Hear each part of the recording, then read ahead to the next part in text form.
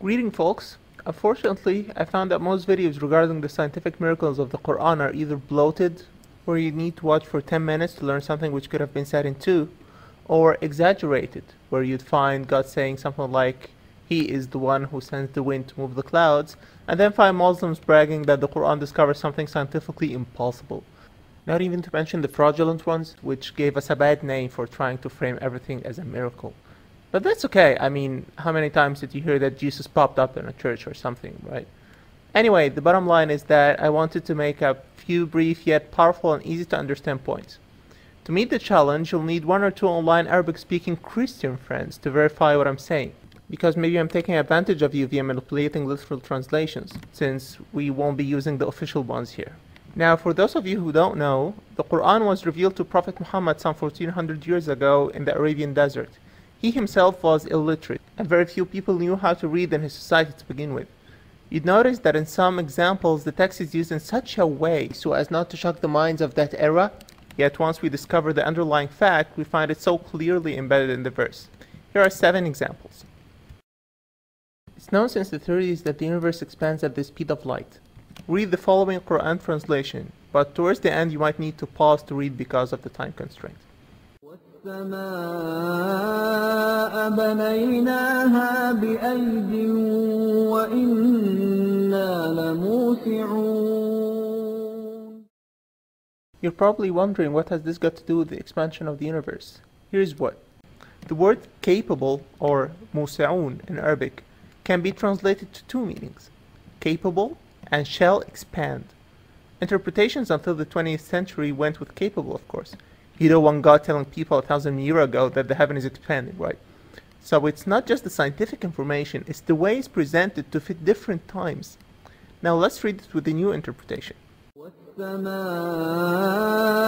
بنيناها بأيد وإنا لموسعون. Here's another example. We just discussed the expansion of the heaven, and unless you're a 3rd grader living in the jungle, you should be aware of the Big Bang Theory. Now read with me.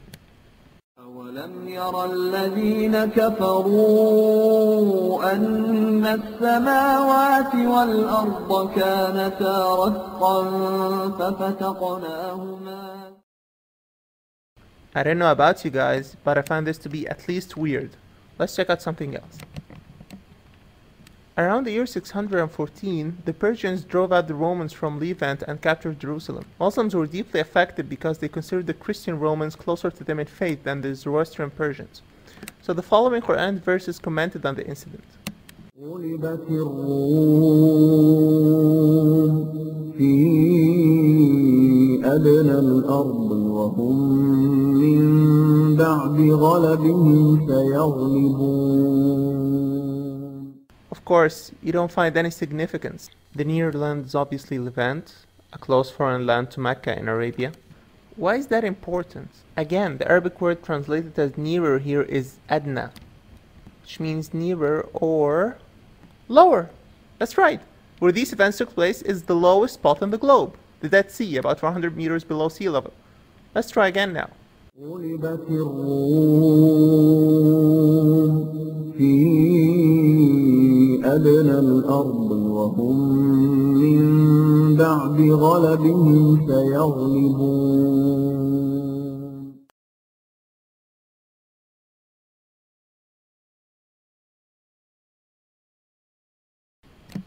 Maybe it's another coincidence?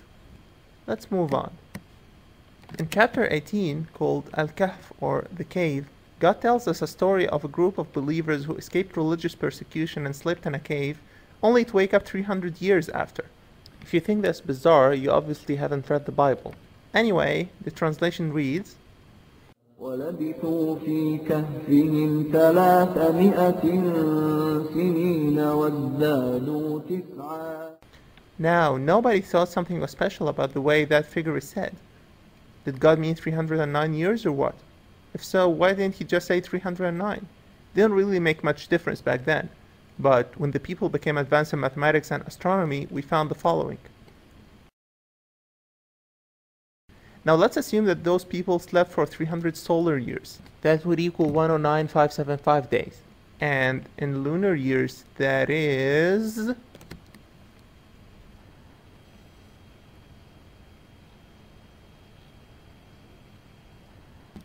No, wait, don't be surprised yet. There is a whole difference of 0.21 here. Christian apologists say Muslims are nuts because they can't see such a huge difference. And that's very interesting when you know the reply to one of the Bible contradictions.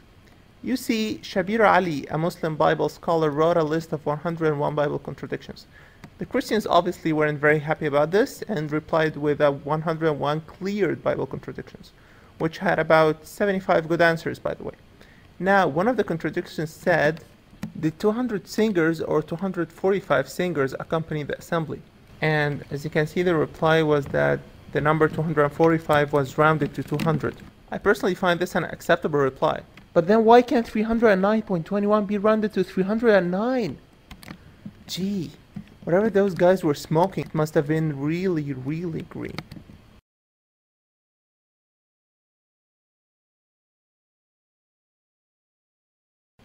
Okay, let's move to our next point. يا أيها الناس ضرب مثل فاستمعوا له إن الذين تدعون من دون الله لن يخلقوا ذبابا ولو اجتمعوا له وإن يسلبهم الذباب شيئا لا يستنقذوه منه ضعف الطالب والمطلوب. First time, there doesn't seem to be anything special with the verse. But here's an interesting fact about flies. They can't chew food, only suck liquids. But then how do they eat solid food sometimes? Good question. They vomit on the food first and drink it when it's dissolved by the digestive enzymes. So naturally, if a fly snatched a food particle from you, even if you killed it and tried to take that food particle back, you wouldn't be able to because it was already digested before the fly even ate it. Why did God choose the fly out of all the other small creatures in this verse to set the example? Another coincidence? Even third grader jungle boys know that oxygen is created by plants during daytime so that animals could breathe it. In another verse we find, this one's pretty self-explanatory. I end with the latest scientific discovery so far, dated July 2008. When analyzing the rocks which the Americans supposedly brought back from the moon using a new technology which could find less water concentration, they found that the moon's interior held water at some point, but the vast majority of it evaporated over time. How's this relevant? Check this out. والقمر قدرناه منازل حتى عاد كالعرجون القديم. Not just is the old palm branch dry, but its interior also held water at some stage. Then the water evaporates when it becomes old. These were just samples, but there is more than just the scientific miracles. For example, the Prophet had virtually nothing when he died, though he could have piled all the money he wanted.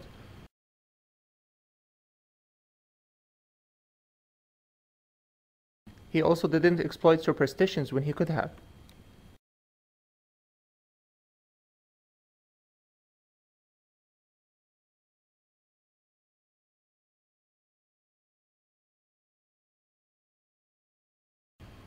And until he was about to die, was careful not to miss even a single prayer.